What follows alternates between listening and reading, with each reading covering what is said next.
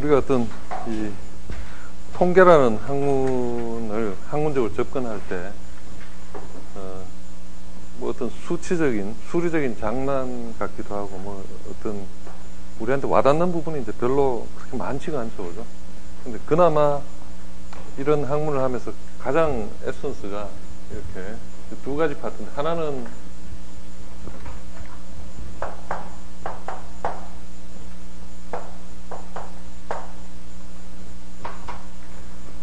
추정하는 부분이고, 또 하나는 이제 검증하는 부분인데, 자, 예를 들어서 여러분 이 반에 지금 이 수업을 듣는 여러분들의 사람 수가 뭐 30명이다.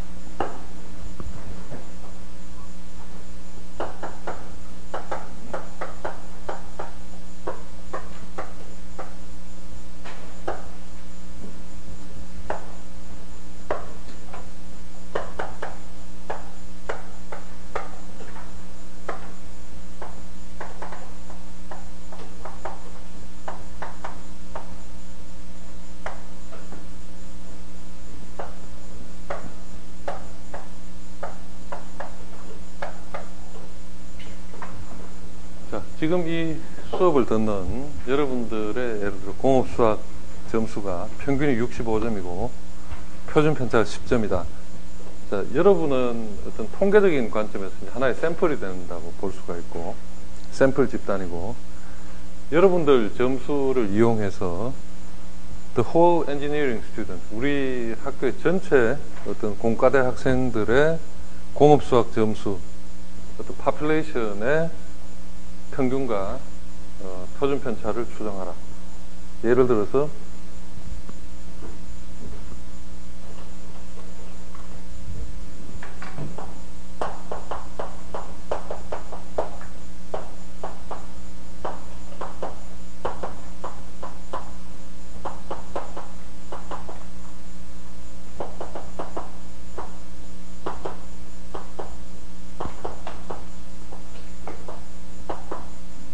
여러분 점수를 통해서, 그죠? 여러분들 어떤 평균이 65고 표준 편차 10점인데 한양공대 전체의 평균과 표준 편차를 95% 신뢰 구간에서 추정하라.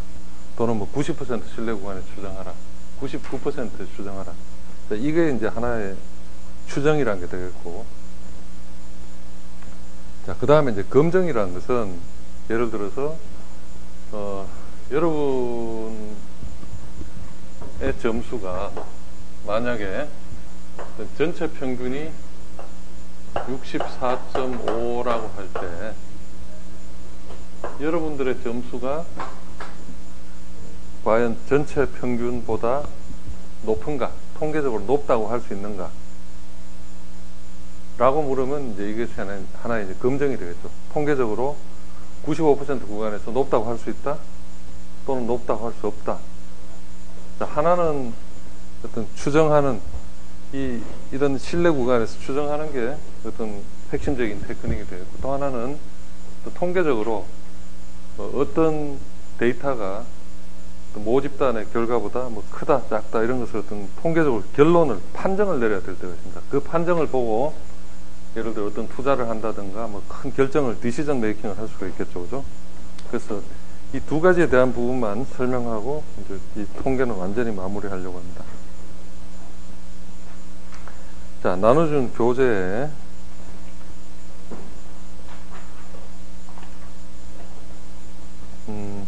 9쪽 보시면, 자, 표본분포와 모분포와의 관계, 중심극한을 정리해서 어떤 표본으로부터 모분포를 추정할 때 가장 어떤 핵심적인 변수는 표준 편차가 더 이상 어떤 시그마가 아니라 데이터 수가 확정되었을 때 루트 n을 사용한다고 했죠, 그죠? 자, 이것이 이제 하나의 변수고, 자, 이걸 토대로 해서 10쪽에 가서 지난 시간에 한번 이야기했던 내용들입니다. 10쪽에 가서 이러한 분포는 정규 분포상에서 뮤와 분산이 시그마 제곱이 아니라 시그마 제곱분의 n이 돼서 표준 편차가 바로 루트 n분의 시그마, z 공식의 시그마가 아니라 시그마 나누기 루트 n. 그죠? 자, 그리고 이제 하나 중요한 개념이 여러분들 뭐 숙제에서도 물어봤지만 표준 오차 개념이 들어가죠. 그죠? 표준 오차 개념은 표본 평균의 표준 편차 해서 루트 n분의 시그마가 바로 표본 평균의 오차가 된다. 그 다음에 상대 표준 오차, relative standard error는 다시 이걸 평균으로 나눠준 개념이고, 자, 지금 이제 이거 하나의 어떤 복습 개념이 되겠고, 그래서 이런 걸 통해서 여러분들 숙제 12쪽까지 나갔고, 표도 이제 같이 봤죠, 그죠? 그래서 50쪽의 표가 어떻게 됩니까? 그 부록표가 나왔고, 그죠? 다시. 자, 그 다음에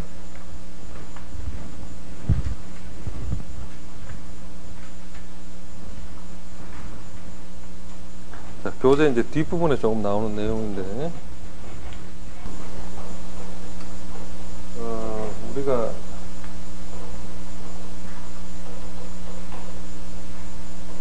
자, 지난 시간에 어떤 이런 통계적인 그 펑션, 함수들을 봤고, 그죠? 자, 그 다음에 우리가 지금 방금 그 센트럴 리미트 티어럼 이야기했고, 모집단 평균이 뮤고 분산이 시그마 제곱인 임의 분포를 따를 때 데이터 수가 30보다 클 때 정규 분포가 되고, 평균은 뮤, 분산은 n분의 시그마 제곱이 된다. 자, 근데 이때 우리가 이제 하나 어떤 추정을 위해서 중요한 개념이 바로 z의 2분의 알파 곱하기 루트 n분의 s.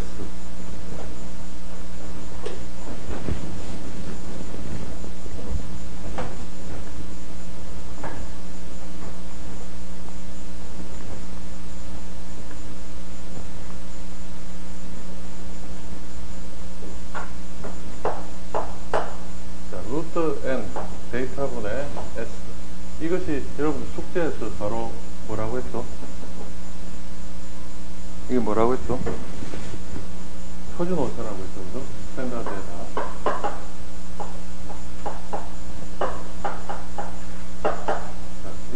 자, 여기에다가 z의 2분의 알파. 우리가 이 정규 분포 볼 때 z 값이 나왔죠, 그죠? z 2분의 알파를 곱해주면은 이것이 바로 confidence interval 이라는 개념. 곱하기 루트 n분의 s. 자, z 2분의 알파라는 것은 하나의 어떤 임계값, threshold value인데,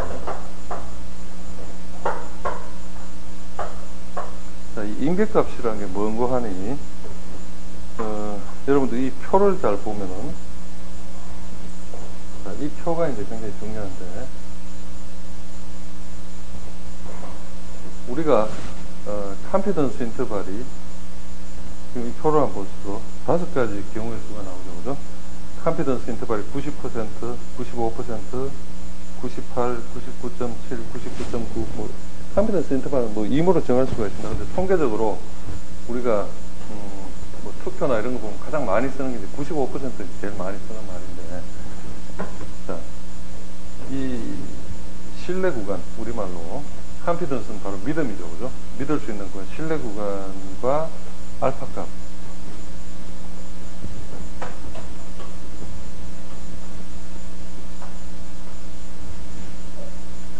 신뢰 구간이 90%다. 이 전체에 믿을 수 있는 영역이 중간이라 치면은 이 믿을 수 있는 구간이 바로 좌우 정대칭입니다.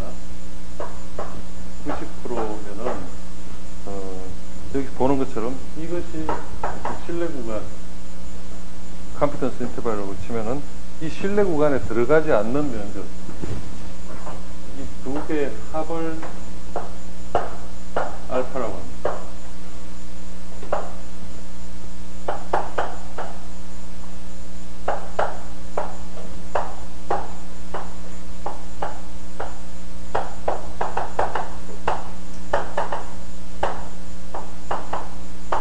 신뢰 구간에 포함되지 않는 영역의 확률 면적. 그죠? 자, 그래서 결과적으로 신뢰 구간이 90%란 말은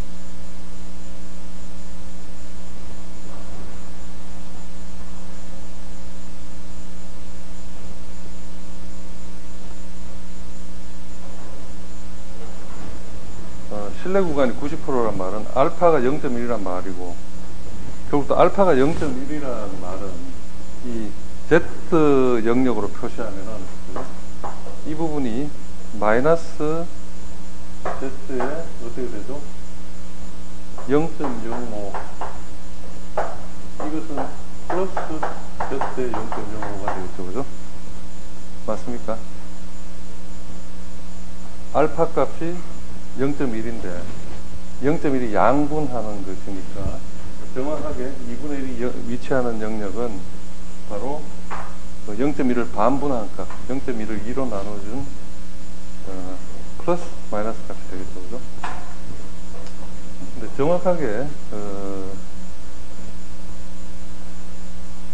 이 Z 2분의 알파를 충족하는 값, 만약에 마이너스 2분의 0.05를 맞춰주는 값은 지금 케이스에는 바로 마이너스 1.645가 되겠죠. 그래서 같이 플러스로 보면은 Z의 0.05는 플러스 1.645다라고 해도 좋고, 자, 그런 관점에서 신뢰 구간이 95%다라고 하면 알파 값은 0.05가 되겠고, Z 2분의 알파는 0.025, 그 다음에 Z 밸류는 마이너스 1.96. 바로 지금 이 값들은 여러분들 우리 그 브로크 나오는데 53페이지인가 그 표에 있는 값들이죠, 그죠? 그래서 결국은 그 표에 나오는 확률적인 값을 확률 면적이 뭐 90%다, 95%다. 이 브록에 나온 표에서는 모든 걸 지금 이 부분만으로 정의하고 있죠, 그죠? 이것을 하나의 Z 알파라고 표현하고 여기에 해당하는 확률값을 이야기하고 있지만, 우리가 좀 추정을 위해서 신뢰 구간을 이야기할 때는 신뢰 구간 95% 이렇게 표현할 수도 있고, 알파 값 0.05라고 할 수도 있고, Z 값 0.025라고 할 수도 있고, 뭐 플러스 Z냐 마이너스 Z냐 뭐 다양하게 표현할 수가 있겠죠. 다 똑같은 말입니다. 근데 편의상 알파 값이 몇이다 이렇게 표현 안 하고, 또 Z 2분의 알파 값이라고 표현 안 하고 가장 보편적으로 사용하는 말, 여러분들 투표 때마다 우리가 늘 뭐 뉴스에서 듣는 말, 신뢰 구간 뭐 90%, 95% 바로 이렇게 표현합니다. 다 똑같은 말입니다. 자, 그래서 이제 한 가지 예를 봅시다. 이제 이런 부분이 실제 여러분들한테 이제 시험에서 물어볼 질문들인데, 자, 어떤 표본의 평균과 표준 편차가 15.7과 2.86이고 자료 수는 30개이다. 이때 그 평균의 95% 신뢰 구간은 이게 이제 m이 아니라 문자 표현하다 보니까 좀 잘못됐는데, 이 m은 이게 왜 m이 됐을까? 글 자체가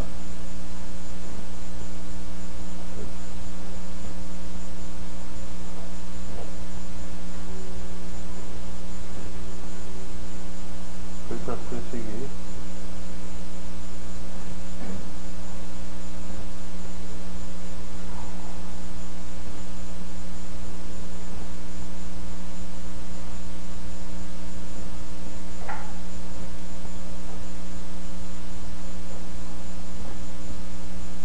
심볼이 되면 m이 어떻게 바뀌죠?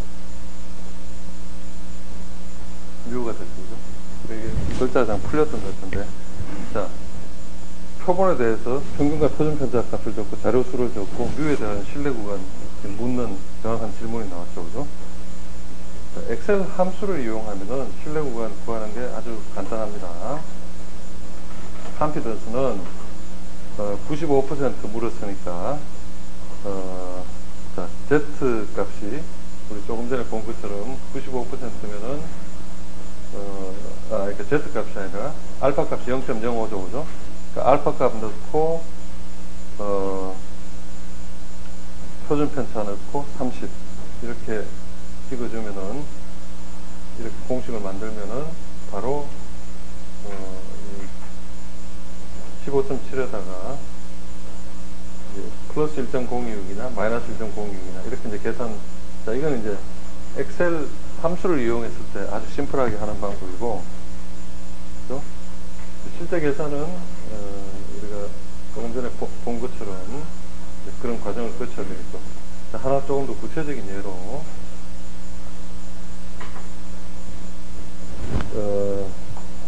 자, 이 파일은 내가 조금 더 주말 동안 업그레이드 한 건데, 이거는 이제 그 강의실에서 좀 다운받을 수 있도록 이 업그레이드 된 부분을 올려놓도록 하겠습니다. 자, 일단 이런 구체적인 예를 하나 더 보면은,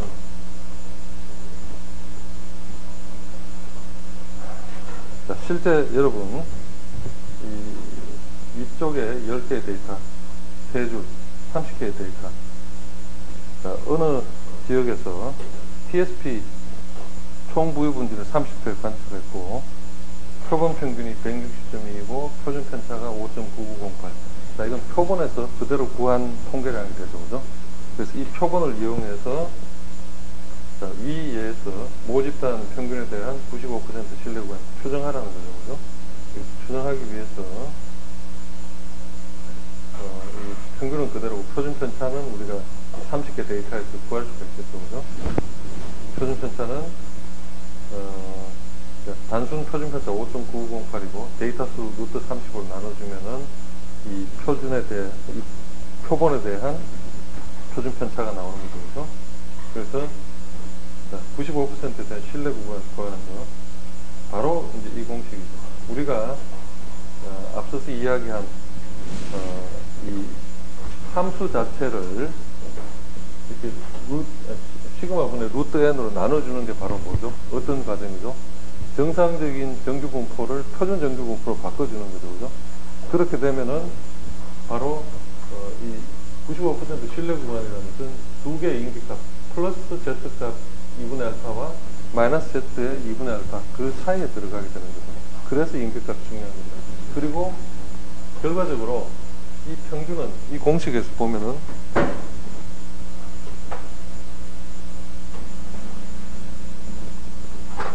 자, 저 공식을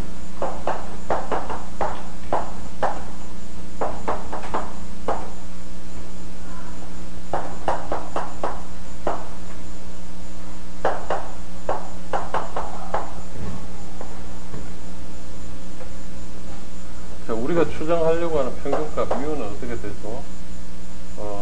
이쪽으로 보내면은 마이너스 z 2분의 알파 곱하기 루트 n분의 시그마 분의 그냥 곱해주는 거죠.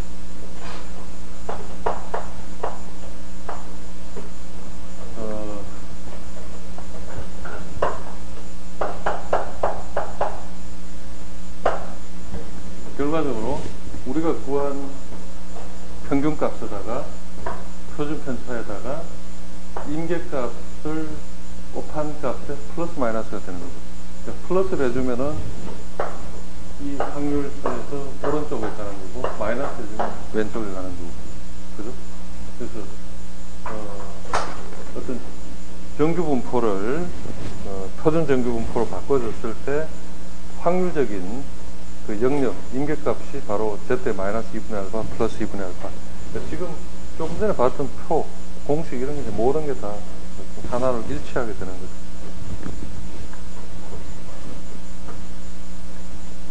자, 그래서 이 30개의 데이터에서 우리가 결국 어떤 추정을 한다는 것은 주어진 신뢰 구간 또는 임계값을 구해서 우리가 알고 있는 평균에다 플러스 마이너스 이 임계값 곱하기 루트 n분의 시그마 표준 오차 값을 곱한 거, 이것을 더해주고 빼주고 하면 되는 거죠. 그죠? 그래서 이런 부분을 조금 전에 본 것처럼 이렇게 이제 뭐 간단하게 엑셀상의 공식으로도 표시할 수 있지만, 또는 여러분 지금 이런 함수 공식을 이용해서 구하는 것도 가능하다. 마찬가지 여기도 엑셀 함수 제시했지만 실제 여러분들 시험에서는 이걸 다 풀어야겠죠. 그죠? 그래서 95%니까 Z2분의 알파 값은 엑셀 함수를 이용하거나, 시험에서는 우리 엑셀을 바로 사용하지 못하니까 여러분들이 가지고 있는 브록의 Z값 표를 줄 겁니다. 어찌됐든 95% 구간은 알파는 0.05가 되는 거고, Z의 2분의 알파는 바로 0.975로 보면 되는 거죠. 그죠? 0.025 영역이니까. 그렇게 하면은 Z 2분의 알파는 플러스 1.9596 뭐 이렇게 되겠죠. 그죠? 996. 자, 표준 편차 5.99 스퀘어 루트. 그래서 신뢰 구간은 플러스 2.14가 되니까 평균값에서 160.2에서 플러스 2.144 하면은 95%의 끝단이 되는 거고, 마이너스 2.144 하면은 95%의 마이너스 끝단이 되는 거죠. 그러니까 지금 주어진 자료에서 통계적으로 95%의 데이터가 들어가는 영역을 우리가 추정하면은 최소값은 158, 최대값은 162면은 모든 데이터를 95% 대체할 수 있다, 이렇게 되는 거죠. 자, 이게 좀 이해가 됐습니까? 어찌됐든 지금 수업하면서 바로 이해하면 좋고, 아니면 뭐 시험 치면서 이해해도 좋고,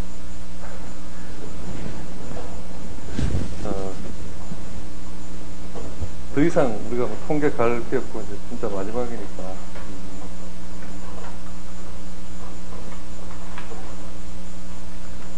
이 부분을 좀 자르고 넘어가려니까 너무 아쉬운 것 같아서 마지막으로 하는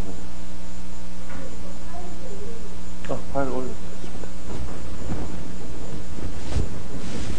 자, 그런데 이런 것을 우리가 엑셀에는 참 공식이 다양한데, 지금 보여준 것처럼 뭐 여러 가지 단계를 거치기도 하고, 어떤 변환 공식이 있습니다. P 값을 바로 구하는 변환 공식을 이용하면은 이 G 테스트, Z 스태티스틱스라고 해서 예를 들어 지금 우리가 구한 게 95% 영역의 끝점이 158.06이었죠, 그죠? 그리고 왼쪽으로, 그래서 이 Z 테스트 158.06이라는 걸 넣으면은 바로, 그러니까 B54에서 K56까지 아까 30개의 데이터가 있죠, 그죠? 그리고 이 데이터에서 C79가 뭡니까?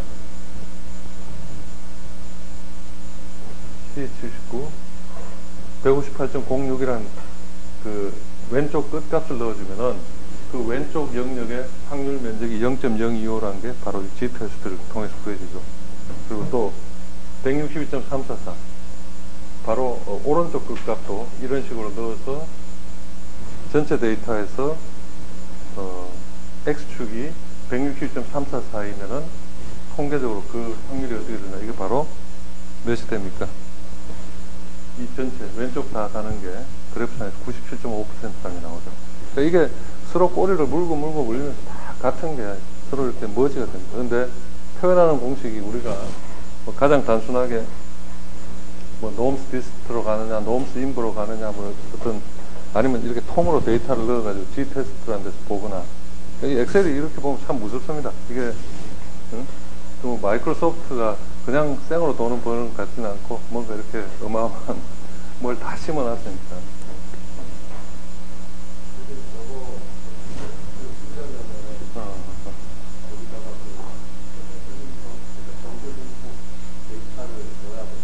그렇지. 우리가 이제 더 정밀하게 정규분포를 보는 게 이제 좀 아주 복잡한 뭐 카이테스트나 뭐가 있는데, 일단은 30개가 넘으면 다 정규분포라고 보면 되고, 그리고 지금 우리 주어진 조건에서 여기 array 데이터 값은 앞서서 이야기한 30개 데이터가 다 들어간 거죠. B54에서 K56.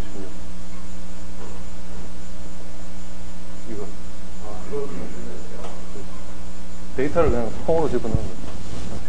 그러니까 이것을 여러분들이 이 30개 데이터 평균값을 구하고 표준 편차를 구해서 계산하는 방법도 있고, 이 데이터를 그냥 통으로 넣어가지고 바로 저렇게 확률을 만들 수도 있고, 다 접근하는 방법들이.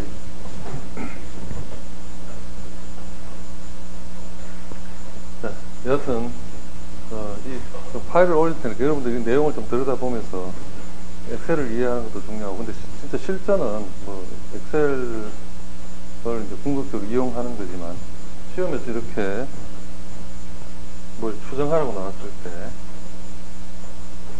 시험 칠 때는 좀 시간이 부족하니까 30개 데이터 다 주고 구하라 그러면은 30개 평균부터 틀리면 뭐 답도 이렇게 틀리니까 뭐 그렇게 하지는 않고, 뭐 시험에서는 평균하고 뭐 표준편차 이런 거는 줄 테니까 30개 뭐 다 때리고 뭐 이렇게 할 필요는 없습니다. 근데 또 원리는 알아야 되겠죠. 뭐 신뢰 구간이 90%다. 그러면 Z의 2분의 알파는 어쩌고저쩌고 뭐 그래서 추정하라. 그 이제 표준 오차에다가 바로 곱해서 플러스 마이너스 영역으로 간다. 뭐 이게 이제 머릿속에 들어가면 되겠죠.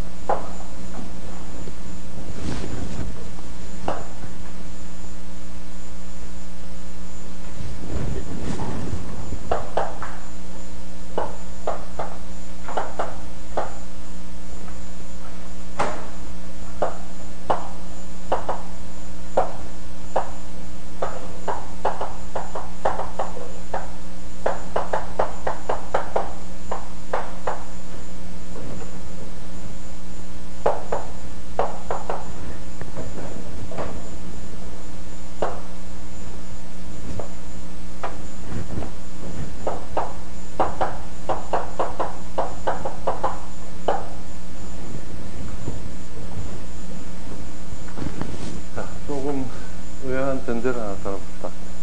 한양대 건설환경공학과 1, 2, 3, 4학년 남학생 평균의 키가 180cm를 넘는가? 자, 답은 쉽지 않은 질문이죠. 그죠? 우리가 어떤 가설과 검증이라는 걸 하기 위해서, null hypothesis,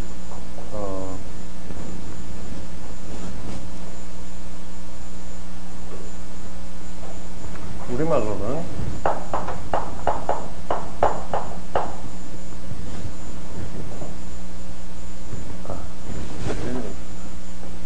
하이파스스의 H.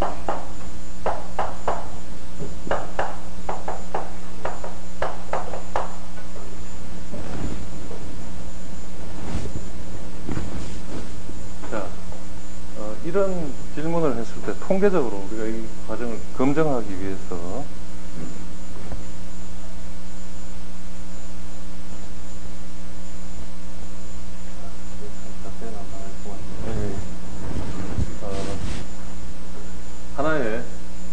기무가슬 질문 자체의 방향으로 H0는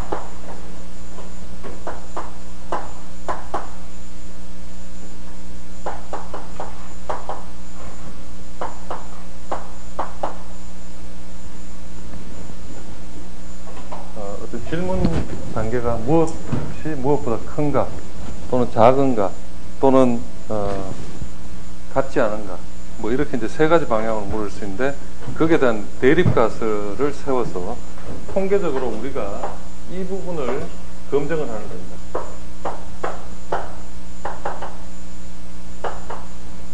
자, 이 대립가설을 검증해서 대립가설이 맞으면 기무가설을 무시하면 되는 거고 대립가설이 틀리면은 기무가설을 받아들이면 되겠죠, 그죠? 그런 과정이 가설과 검증의 과정인데 지금 내가 설명한 거 잠깐 보면은 어떻게 이 말이 맞습니까? 이렇게 설명한 게 오히려 거꾸로 됐죠, 그죠? 자, 증명하고자 하는 내용에 반대가 되는 것이 기무가설이고 증명하고자 하는 내용과 일치하는 것이 대립가설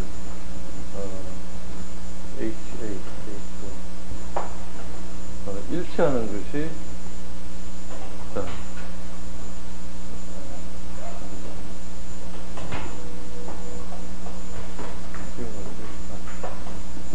일치하는 것이 뭐라고 했죠?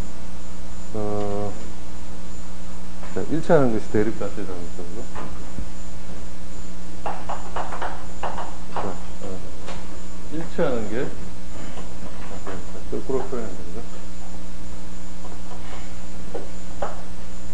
자, 일치하는 대립가설이다. 그래서 이 기무가설을 내세워서 H낫을 내세워서 이것이 옳은가 아닌가로 이제 판단한다. 그래서 여기 이제 예제 하나 제시한 게 어느 색강 지역의 연중평균 pH가 6점이다.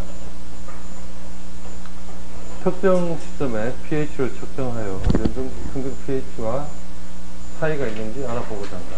기무가설과 대립가설은 어떻게 설정하느냐. 자, 여기 보시면은 조사자가 알고자 하는 내용은 연중평균과 차이가 있느냐의 여부이죠, 그죠? 그래서 대립가설은 차이가 있는 거고 이에 반한 기무가설은 차이가 없다, 그죠?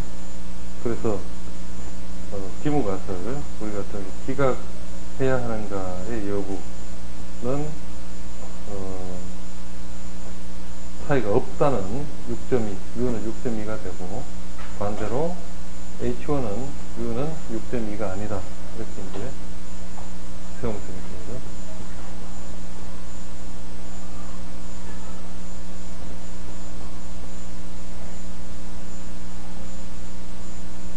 자, 다시 한번 확인하면 항상 그 기무가설을 내세워서 H낫을 내세워서 이 부분을 검증해야 된다. H낫은 보려고 하는 것과 반대로 설정한다, 그죠? 자, 이것도 이제 좀 자세히 보면은 뭐 이제 여러 가지 오류가 생기는데 이 H낫이 옳은데 H낫을 기각하지 않으면 옳은 결정이죠, 그죠? 그런데 H낫을 기각하면은 1.56 알파라는 문제가 생기고 H낫이 틀렸는데 기각을 해야 이제 옳은 결정인데 기각하지 않으면은 잘못하는 경우 이런 걸 이제 베타 오류라고 하는데 이건 이제 너무 복잡한 경우에 쓰고 이렇게까지 가지 않고 이제 가장 우리가 좀 단순한 케이스들만 몇 가지 보면은 어떤 특정 기기의 정밀도가 10%라고 한다. 어느 분석기기 업자가 새로운 기기를 개발했고 기기의 정밀도가 우수한가에 대해서 1, 2.5류에 대해서 뭐마라. 지금 이제 본 것처럼 1.5류는 H낫이 참인데, 즉 실제로 새로운 기기의 정밀도가 나쁜데 H낫을 기각하고 H1으로 받아들인다. 그래서 신기기가 더 좋다고 결론 내려서 신기기를 사용하는 경우, 신기기를 사용하면 안 되죠, 그죠? 나쁘니까. 옛날 거 그대로 사용해야 되는데 문제가 되는 거고, 이동 오류는 H낫이 옳지 않은데, 실제로 신기기의 정밀도가 나쁘지 않은데, H낫을 기각하지 않고 받아들여서 신기가 나쁜 것으로 판정했다. 결국 색을 사용해야 되는데, 옛날 걸 그대로 사용하는 문제가 생기죠. 그러니까 이런 부분들이 어떻게 보면 뭐 이렇게 좀 교과서적인 내용처럼 들릴 수도 있지만, 어떤 경영학이라든가 뭐 회계학이라든가 이런 데서는 이런 게 굉장히 중요하겠죠. 뭘 새로운 걸 뭐 몇 억짜리 장비를 사서 그걸 사느냐 안 사느냐, 과연 사면은 어떤 좀 효과가 있어야 되는데 효과가 없는 걸 사들이면 회사에 손실이 나는 거고, 효과가 있는 걸 미쳐도 또 그러니까 효과가 있는 걸 못 사는 것도 회사에 손실이 나는 거죠. 이게 어떤 뭐 단순히 우리가 이런 그 교재적인 내용이 아니라 여러분들이 뭐 나중에 CEO가 된다든가 이럴 때는 뭐 이런 통계적인 거 반드시 의존할 수밖에 없어요. 사람의 어떤 판단 능력이라는 게 제한되어 있고, 어떤 무수하게 뭐 빅데이터니 뭐 컴퓨터 의존하고 이런 것도 보면은 다 따지고 보면 이런 이론의 어떤 하나의 집대성 되어 있는 부분이고, 어떤 프랙티컬하게 여러분들이 다 응용하는 거니까. 그래서 뭐 통계적인 내용 뭐 깊이 들어가면 뭐 어마어마한 게 복잡하지만, 지금 우리는 그런 복잡한 것을 지난 2시간, 오늘 1시간이니까 3시간 만에 그냥 가장 어떤 프랙티컬한 것만 정말 한번 추려본다는 의미로 수업을 하고 있습니다. 자, 계속해서 어떤 모평균 추론과 신뢰관, 이것은 이제 조금 전에 봤던 내용들로 우리가 임계값에 대한 설명을 봤을 거고요. 중심 극한 정리로 이 공식 12와 같이 하는 거 조금 전에 봤을 거고요. 신뢰 수준에 대한 것도 이 여러분 교재에 다 나와 있는 거고, 아까 엑셀 파일로 한번 또 봤었던 거죠. 신뢰 수준과 알파 값, 임계값, 실제 계산한 임계값. 하여튼 여러분들 나눠준 워드 파일에 다 있는 내용이니까, 자, 그걸 이용해서 이렇게 추정하는 게 나왔고, 추정 공식, 이런 경우도 뭐 이렇게 환경 측정에서 참 중요한데, 예제 12번 보면, 자, 힘에 따른 낙동강 속의 본류 및 지류를 중심으로 질산성 암모니아 농도를 측정했고, 본류 지점에서 N은 66, 평균과 표준편차 190과 140 마이크로그램 per 리터, 그리고 지류 지점에서는 36회 측정한 결과 평균 260과 표준편차 32%였다. 만약 이들 자료가 낙동강 수계의 본류와 지류에 분포한 질산성 암모니아 농도를 대표한다면 95% 신뢰 구간에서 낙동강 본류 및 지류의 질산성 암모니아 농도를 추정하라. 자, 본류는 이렇게 95% 오차에 대한 그 신뢰 구간 계산 190 플러스 34.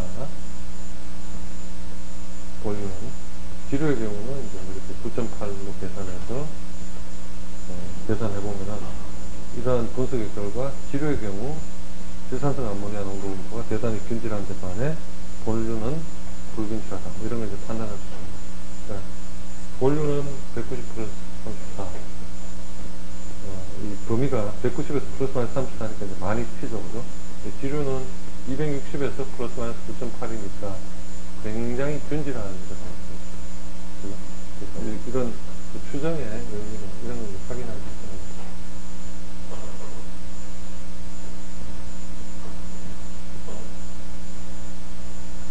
자, 지금 우리 가설 검증에 이제 이 부분을 응용하면은, 모평균의 신뢰 구간에 대한 추정과 관련된 사실들을 기본으로 모집단의 평균률을 임의 모평균, 임의 모평균 값에 대비해서 표본 평균 X와의 관계로 가설 검증을 시행할 수 있다. 자, 이런 실제 예를 한번 봅시다.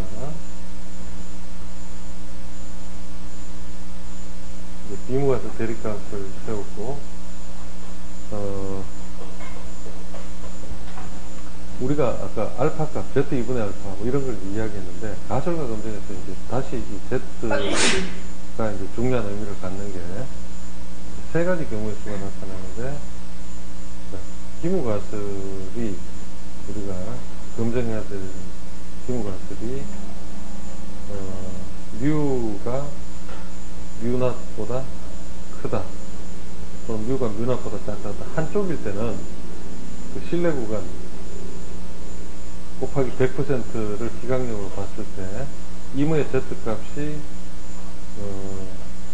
Z 알파보다 크다 일 때는 우측 가설이 되고, Z가 Z 마이너스 알파보다 작다가 되면 좌측 가설이 되고, 또 아까처럼 뭐 같지 않다가 어떤 대립 가설이 됐을 때는 이 Z 영역을 두 개로 찢어서 2분의 알파보다 절대값이 크다니까 플러스 값은 플러스 2분의 알파보다 작고 마이너스 값은 마이너스 2분의 알파보다 작은 영역이 포함되겠다. 그래서 앞서서 기계 정밀도에 대한 문제를 아까 조금 전에 봤던 그 연장에서 한 가지 해봅시다. 위 예제 3-6에서 기계의 실제 정밀도를 업체가 주장하는 정밀도 2%보다 떨어지는가의 여부를 95% 신뢰 구간에서 검증하라.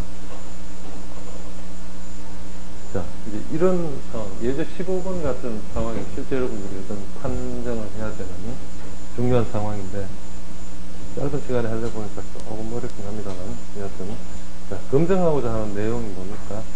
대립값을, 정밀도가 2%보다 떨어진 것. 자, 정밀도란 값은 0에 가까울수록 좋은 겁니다. 정밀도는 어떤 재현성을 보는 것이니까, 정밀도가 크다라는 것은 이 불규칙하게 막 엉성한 거고, 정밀도가 0에 가까울수록 좋으니까, 정밀도가 업체가 주장하는 정밀도 2%보다 떨어지는가라는 말은 숫자가 2%보다 큰가 이렇게 묻는 겁니다. 떨어지는가, 나쁜가, 표현이 좀 이상한데 2%보다 큰가 이렇게 물었죠, 그죠? 자, 그러면 대립가설은 정밀도가 2%보다 좋지 않고 또는 크다로 볼 수 있다. 대립가설은. 그죠? 그 다음에 비무가설은 2%보다 작다. 그래서 H1을 기준으로 95% 신뢰 구간 영역에서 기강력은 Z가 Z의 알파보다 큰 영역, 우리가 95% 구간이라고 했고 한쪽만 검증하는 것이니까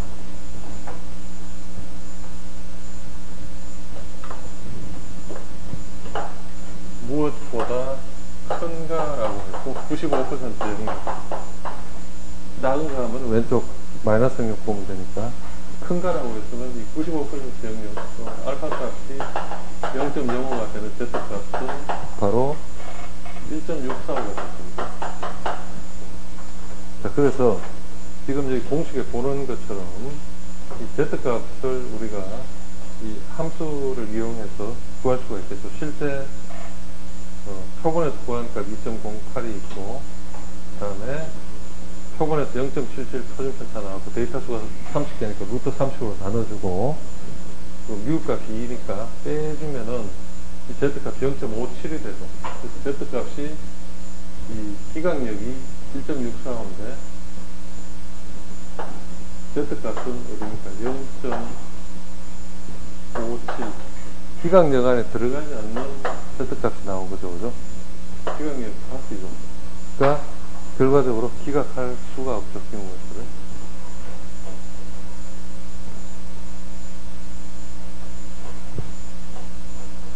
따라서 업체의 주장을 받아들일 수 있다. 이런 내용을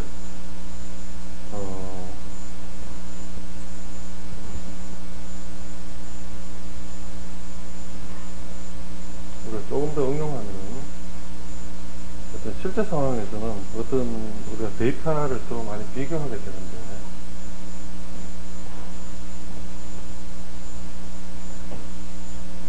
여러분들이 그 숙제로 했던 데이터들 보면은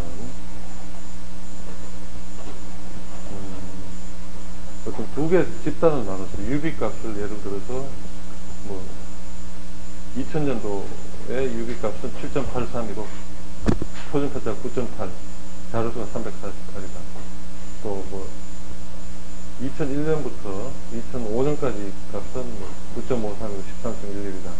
뭐 이런 식으로 어떤 두 개의 이질적인 데이터 그룹을 가지고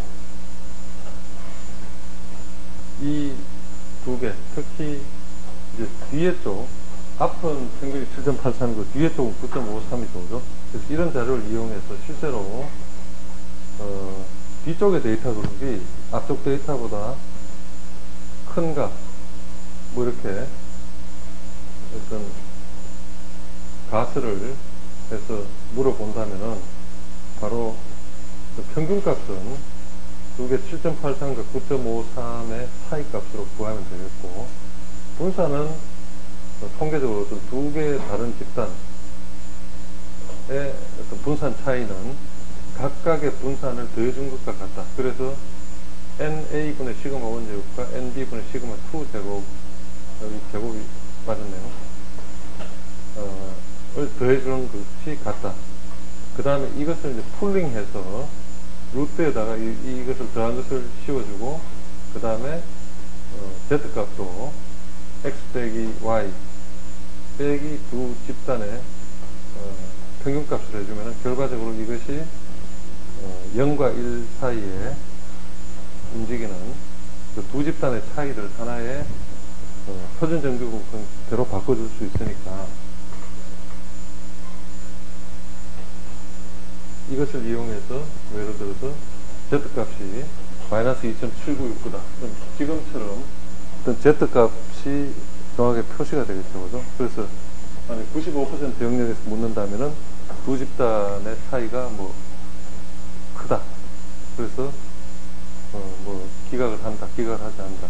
이런 어떤 가설 검증이 뭐 하여튼 굉장히 그 내용이 복잡하고 많은데 실질적으로 여러 가지 어떤 우리 실생활에서 만나는 데이터들에 응용할 수 있다는 겁니다.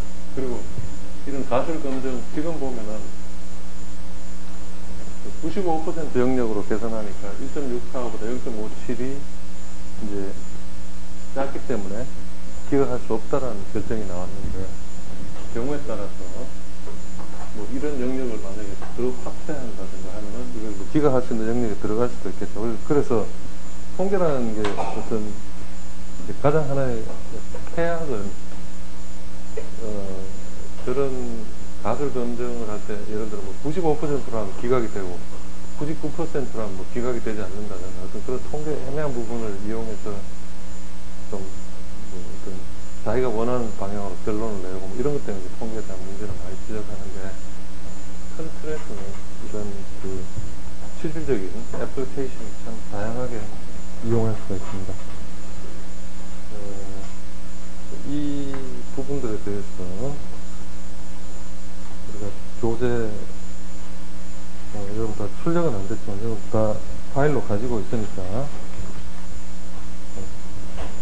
교재상에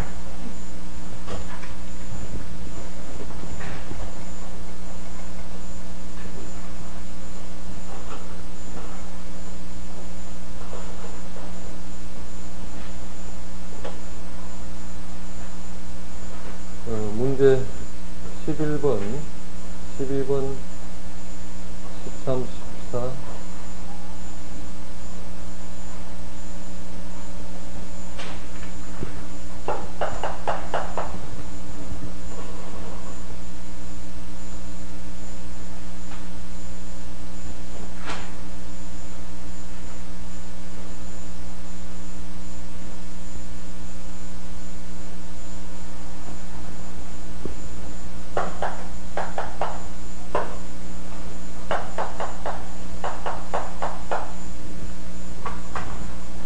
(11, 14, 18, 19까지를) 숙제 2로 정리하고 이제 더 이상 어떤 수업 설명을 일단 이걸로 마무리하고 지금 너무 이렇게 통계 얽매여서 어떤 전체적인 수업을 계속 이렇게 홀드할 수 없으니까 네.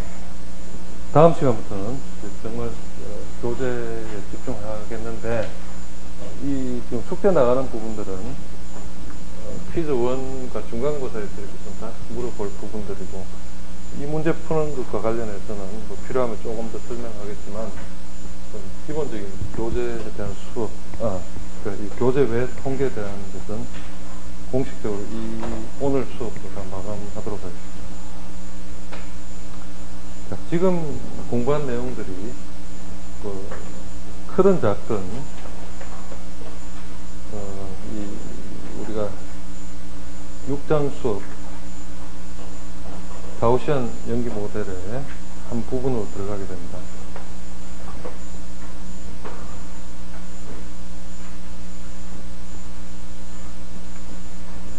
자, 우리가 지금까지 어떤 통계 필요한 부분보다 조금 더 공부를 많이 했는데 그런 내용을 본 가장 큰 목적이 이제 확산 모델, 오염물질이 공기 중에서 확산되는 과정을 설명하기 위한 전제 조건이었고, 그래서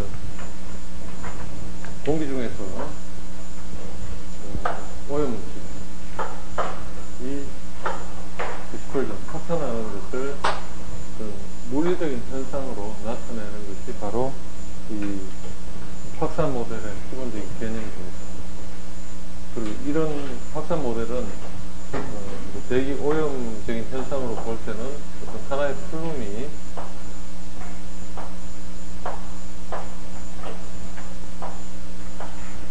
(3차원) 함수로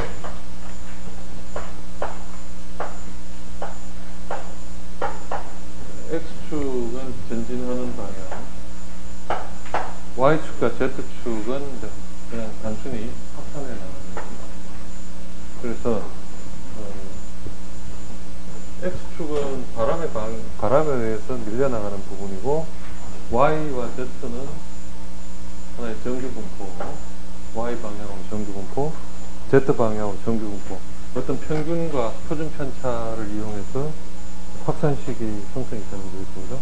이런 것을 3차원적인 함수로 표현하면은 이 방향성 U는 X축 방향으로의 좀 바람의 세기,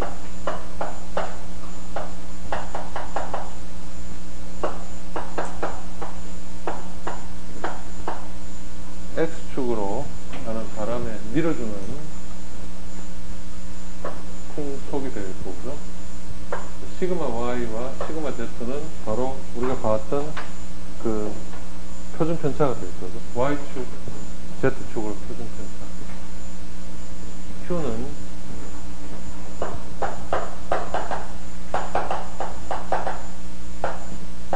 어떤 오염물질이 굴뚝에서 뿜어져 나오는 배출 속도, 시간당 오염물질의 양,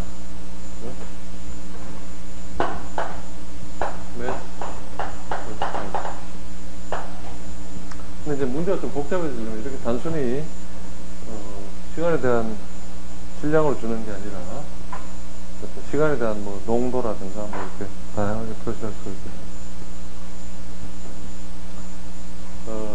자, 이렇게 배출되는 물질이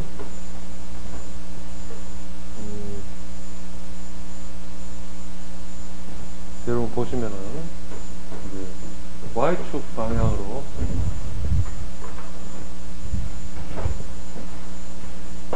일차적으로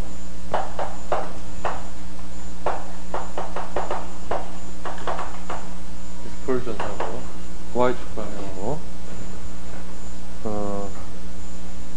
그 다음에 Z축 방향으로는 두 개의 텀으로 나눠지는데 바로 H가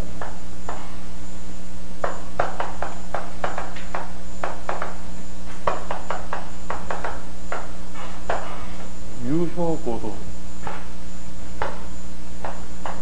라는 개념을 설명하는데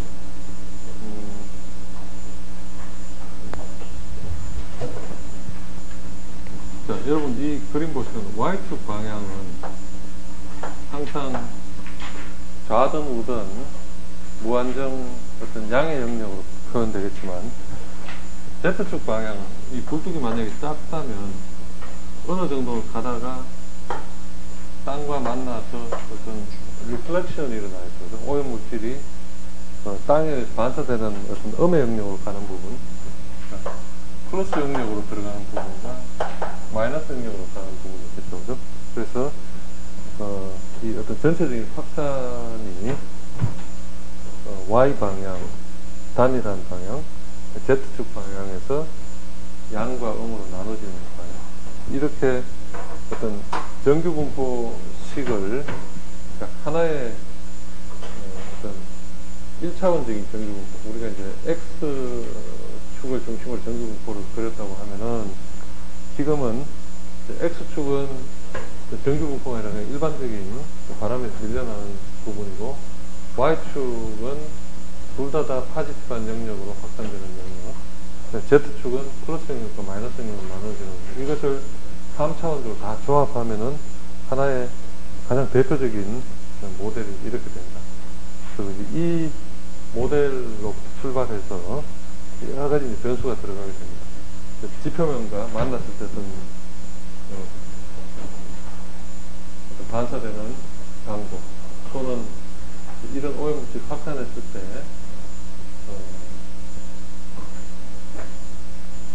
정상적으로 쭉 퍼져나가다가 어떤 지표면과 만나겠죠. 그죠? 이것을 Gmax라고 해서 최대 착지점, 연기가 땅과 닿을 때까지 최고로 펼쳐져 나갈 수 있는 거리, 그 다음에 이렇게 펼쳐져 나간 거리에서의 농도, 그 농도는 뭐를 의미합니까? 이 영역에 서 있는 사람이 실제 체감할 수 있는 농도가 되겠죠. 뭐 예를 들어 SO2를 여기서 뭐 분당 1000ppm 쏟아내고 있다. 그러면 최대 착지 농도가 뭐 3kg다. 그럼 거기서 사람에게 투하되는 농도가 되겠습니다. 뭐 최대 착지점이 아니라 어떤 위치에서도 우리가 이제 그런 농도를 다 계산할 수 있겠죠. 이런 것도 하나의 상업적인 툴이 돼서 우리가 실제 이런 이제 모델을 적용하다 보면은 온갖 복잡한 지형이 다 펼쳐지고, 우리 뭐 창문 밖만 내다봐도 뭐 큰 다리도 있고, 뭐 차량도 다니고, 아파트도 있고, 뭐 복잡하죠, 그죠? 그런 복잡한 지형 요소, 뭐 GPS 정보를 다 담아서, 또 그 다음에 바람의 세기, 일사량, 그리고 뭐 어떤 기온 조건, 뭐 이런 여러 가지 팩터들을 다 담아서 주 변수만 넣으면 어느 지점에서는 오염이 어떻게 된다라는 걸 예측할 수 있는 그런 상업적인 모델로 만들어서 뭐 1000만원, 2000만원 이렇게 팔고, 뭐 EPA 같은 거에서 어떤 기본적인 게 나오면 이것을 이제 소프트웨어로 만들어서, 예를 들어 대기오염 전문으로 하는 사람들 보면은 이런 이제 프로그램 만들어가지고 그걸로 이제 또 막 엄청난 부가가치 만들고 하는데, 결국 우리가 오늘날 황사 같은 거 들고 하면은 먼지 오염이 뭐 심각하다 아니다 이런 것도 다 따지고 보면은 뭐 이런 확산 모델하고 그것도 조금 다른 모델이지만 어떤 대기 오염의 정도를 누메리컬하게 모델링하고 예측하는 게 굉장히 큰 하나의 산업 시장을 이루고 있습니다. 자, 이걸로 오늘 이제 좀 큰 틀을 보여줬고, 다음 어떤 강론적으로 경우의 수에 계산하는 게 많이 들어가는데, 지금 이 챕터가 우리가 한 학기 동안 수업하면서 지금 이 모델이 여러분들 통계 보면서도 이제 많은 계산 들어가는 것처럼 이 모델링은 또 조금 다른 성격의 어떤 계산들이지만, 또 수업 자체에서도 특히 뭐 242쪽 가면은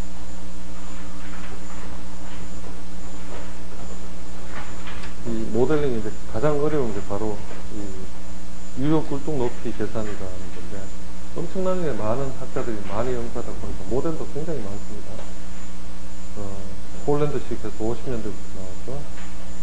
60년대가 모제스 칼슨식, 70년대 브릭스식. 브릭스식 같은 게 지금 가장 대표적으로 사용하는 건데, 이런 것도 우리가 수업 첫 주 때 대기가 안정하고 중립이다, 뭐 불안정하다 이런 거 공부했죠, 그죠? 중립 및 불안정 조건이면은 유효고도 구하는 공식이 뭐 이렇게 244쪽 가면은 안정한 조건일 땐 뭐 이렇게.